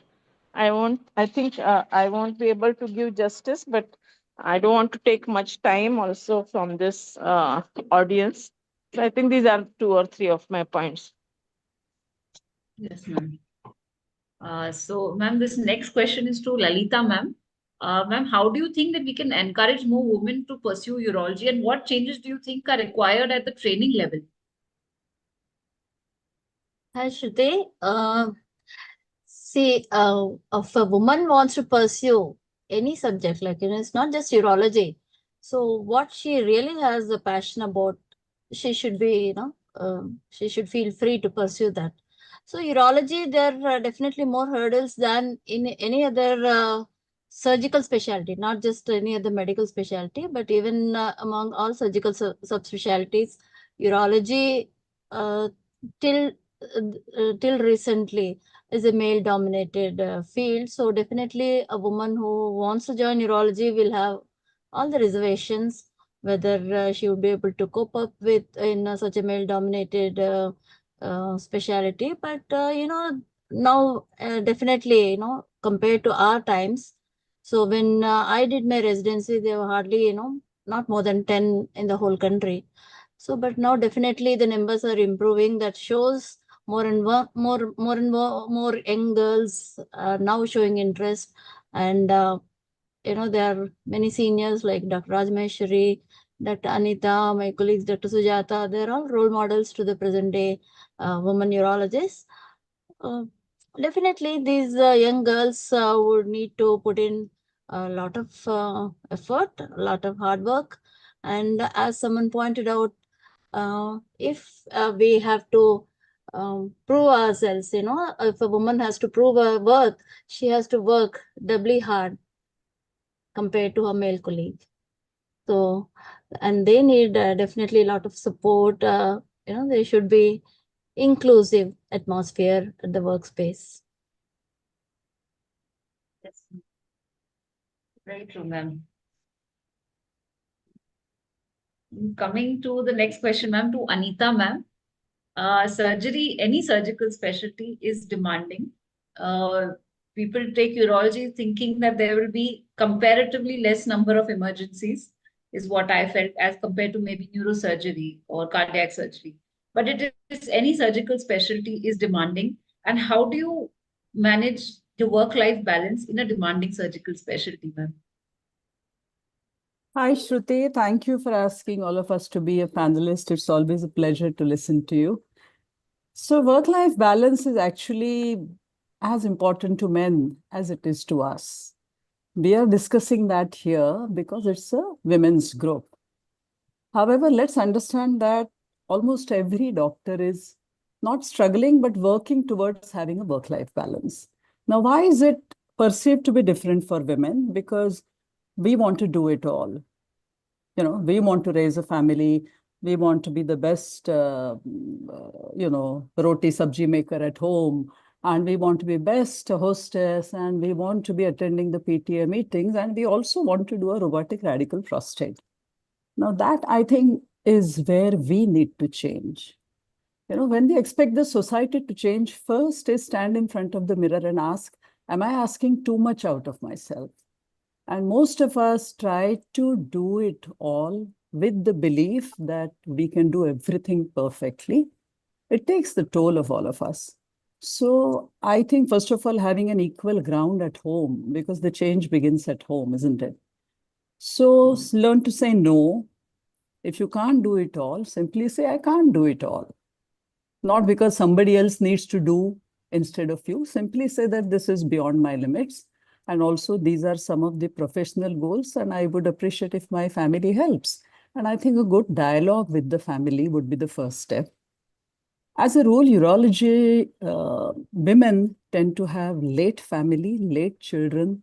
Many of us might face fertility issues for a variety of reasons. I think you alluded to that in a very nice paper that you published, and I do know that it is referred to by several speakers.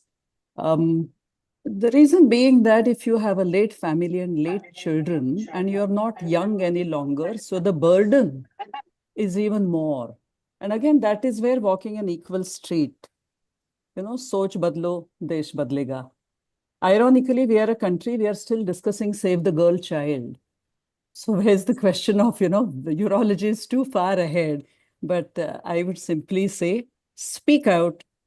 Don't try to do too much. Learn to say no. And offer help when your spouse wants to be away. You should shoulder all the responsibility, which would mean change the car tire, lift that heavy bag in the aircraft. Don't expect a male colleague to pull out a chair for you. Gender equality begins at home. So you don't expect that and you don't do it to others. And I think that would be my mantra. And I think everybody can manage. Be very clear about your thought process and explain that to your children. You have to say that it's not your mom who's available for any crisis all the time. It's a family. and lean in. You might be having a mother-in-law, you might be having a sister-in-law, your own sister. Build a strong team of dependable women members because they understand women better. And I think take time out for yourself. That would be my mantra. Thank you, ma'am. Thank you. That's so true. We cannot, like I said in the start, we cannot do it all. This is Wonder Woman has been made out to be a sort of a new fad on the internet. So we shouldn't try to expect too much out of ourselves because that will definitely lead to burnout. Coming to the next question, this is for Sujata ma'am. Ma'am, can you share any instance where you felt you were discriminated against or your colleague was discriminated against? And then what did you do and what was the outcome? I think I had mentioned on this forum, I'm not sure that I was part of, you can call sexual abuse, if you want to call it gender discrimination. But I managed to have the courage after 2 or 3 incidences to give back. And after that, I faced a lot of problems. As I told you, my dissertation was thrown out and it was a bit difficult. But I think later on, I felt happy about it. But at that point, I was feeling all alone. And I was feeling as if I'm the only one who is stupid enough to say this publicly. And what was the need?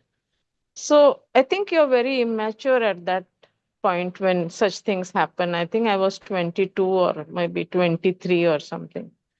And so I was not prepared for it, but I was aware of what you can do. And I had my cousin brother who was a colleague in the same department in another hospital. And he did support me. But in my department, I don't think anybody supported me very vocally. Behind the back, they supported me, but not in front of everybody. So it is different. But I think you grow with time and then you feel that, oh, who cares for it? Right? So it's okay. It's a part of life, but you should not accept it lying down, is one of the message which I would like to give all the girls here. That if you find that somebody is trying to trespass your boundaries to the point where you're uncomfortable, speak it out. And now it is still all the more, I think people of other sex would definitely be a bit afraid or on a 1 foot behind. But I don't think you should ever accept it.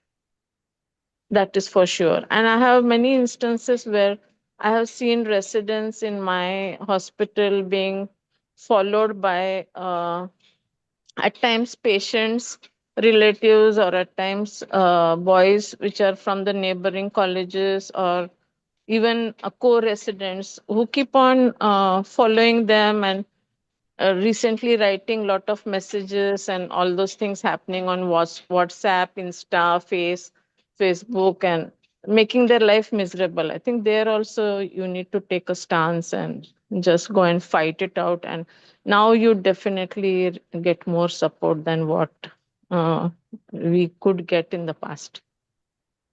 Can I just So, ma'am, add thank something, you. Shruti? Yes, ma'am, please, ma'am, please. Yeah, so I mean, just taking this further, the most important thing is to not just keep quiet about it, but don't normalize it. ये होता ही है नहीं.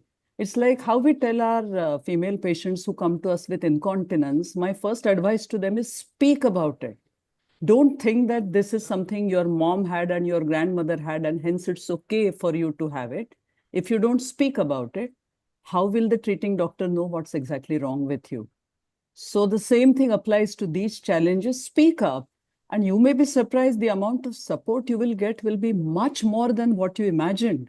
So I think there is no question of keeping quiet. And as Sujata says, for our generation with age, we learnt it rather late. Today's generation is far more clear about these goals, and I'm very happy about it. And I think their male colleagues are also equally aware of what lies ahead. And so that's a lot easier to do nowadays, but not until you speak about it. If you don't talk about it, you're a party to it. So gather up all the courage, talk about it, talk to your seniors, talk to your family, talk to your husband, spouse, partner, whoever it could be, and let things go ahead from there. Yeah. I also want to add one point here, Shruti. Yes, See, ma'am. I feel actually, I have a daughter who just joined, her MCH neurosurgery. I feel, compared to my residency days, gender discrimination in the present day medical specialties is much less compared to what we actually faced in our generation. She is now treated as an equal to her colleagues. It's just an example I'm giving you. So she is not treated as one woman resident. She is like any resident. So I feel, my personal experience, it's definitely going down. Now men are more aware of the woman's capabilities probably. So discrimination is going down actually, I feel. Yes, ma'am. Then that's definitely true. And Sujata ma'am, thank you for sharing that. It was very brave. But like you said, ma'am, although compared to what used to happen, now things are better. There is more awareness. People are coming out and talking about it. So things are definitely different. But till date, I have not met a single girl who has said that she has never been stalked, like Sujata ma'am said, never been followed, never been messaged. That is every single woman that I have met has been stalked or followed or harassed at some point in their lives, some less, some more. But this has happened to almost every woman. You can, I think, if we just ask the woman we are close to, then everybody will have some incidents to share. So, with that, ma'am, I'll just move to the next question.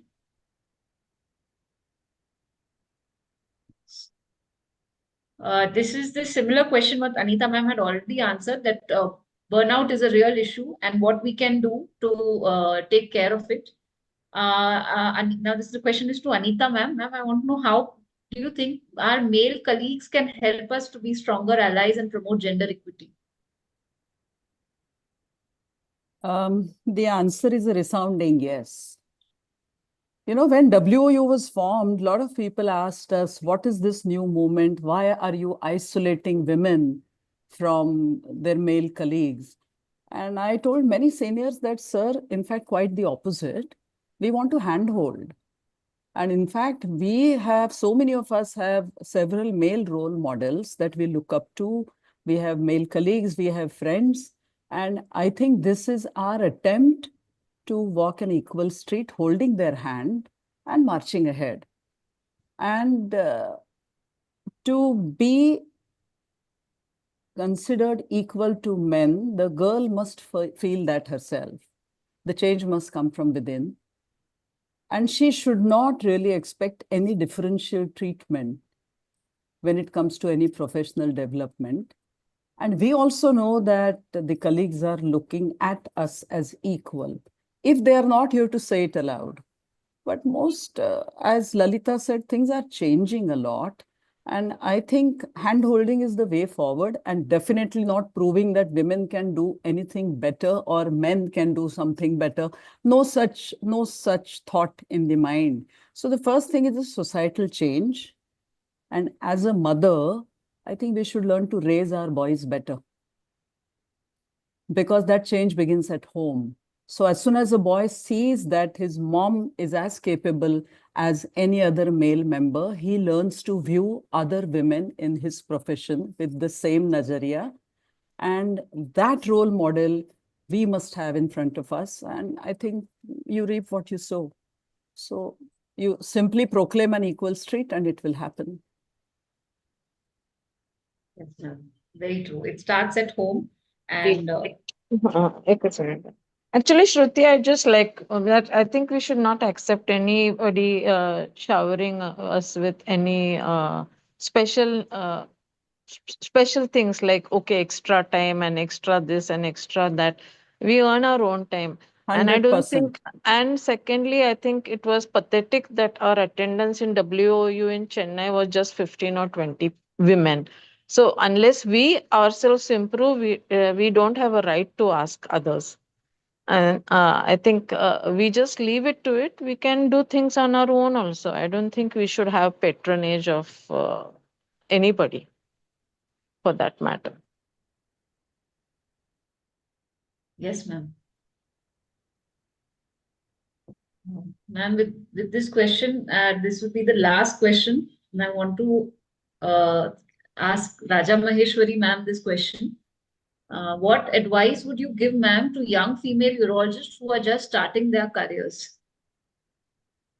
Thank you, Shruti. You did a great job in organizing the program. It's a great program. We all appreciate your effort.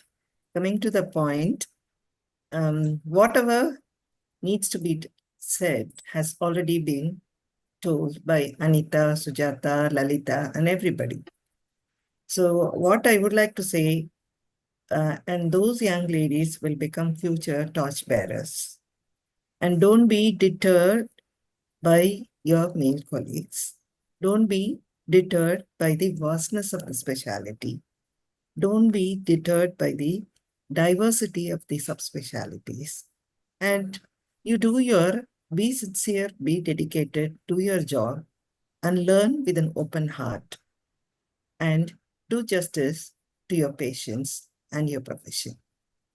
And I think that should be enough, because don't worry that, not everyone should do only robotic surgery or only laparoscopic surgery or only female urology. As Lalita said, that there was a lot of pigeonholing in our days, but literally we were driven to take up female urology because of so many things which I should say, has come down of late.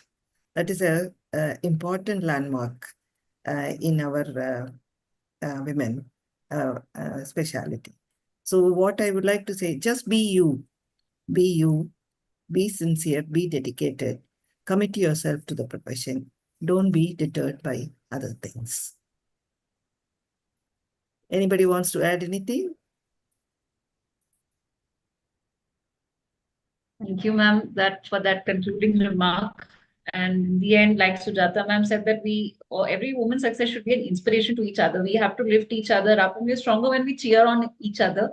So we really should have attendance, should have participation, should contribute to each other, and really help each other grow. And with this, I would conclude my talk, and I would hand over to Raja Maheshwari ma'am to give some concluding remarks. Shruti, and all other participants, it is, as Sujata rightly pointed out, that the attendance was very, very disappointing in the USI-Con last time. So I would like to humbly request all of you to register for the Empower 2. And the information has been, they have started circulating it. I would like all of you to register and please motivate others.